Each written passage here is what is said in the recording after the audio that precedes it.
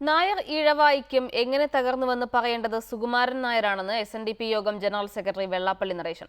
കോട്ടയത്ത് നായർ യുവജന സമ്മേളനം ഉദ്ഘാടനം ചെയ്യുകയായിരുന്നു വെള്ളാപ്പള്ളി. ചെറിയ പ്രശ്നങ്ങളുടെ പേരിൽ അവാർഡുകൾ തിരികെ കൊടുക്കുന്നവരാണ് യഥാർത്ഥത്തിൽ അസഹിഷ്ണുത ഉണ്ടാക്കുന്നതെന്ന് ISRO മുൻ ചെയർമാൻ G. മാധവൻ നായർ പറഞ്ഞു.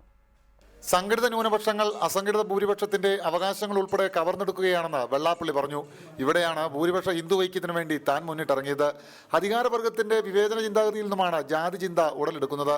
നായാടി മുതൽ നമ്പൂതിരി വരെയുള്ളവരുടെ വിശാല ഐക്യം വേണമെന്നാണ് തന്റെ നിലപാട്. നായർ ഈഴവ ഐക്യം എങ്ങനെയാണ് തകർന്നതെന്ന് തനിക്കറിയില്ല. ഇക്കാര്യത്തിൽ മറുപടി പറയേണ്ടത് സുകുമാരൻ നായരാണ്. തെറ്റ് തന്റെ ഭാഗത്താണെങ്കിൽ തിരുത്താൻ തയ്യാറുമാണ്.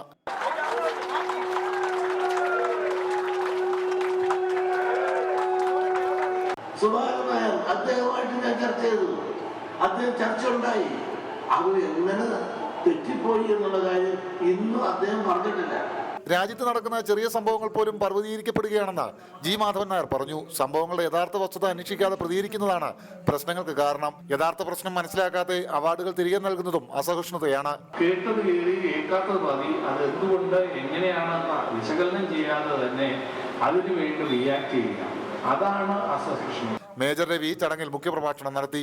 വിശാല ഹിന്ദു ഐക്യം യാഥാർത്ഥ്യമാക്കുന്നതിന്റെ ഭാഗമായി സംഘപരിവാർ സംഘടനകളാണ് യഥാർത്ഥത്തിൽ പരിപാടി ആസൂത്രണം ചെയ്തത്.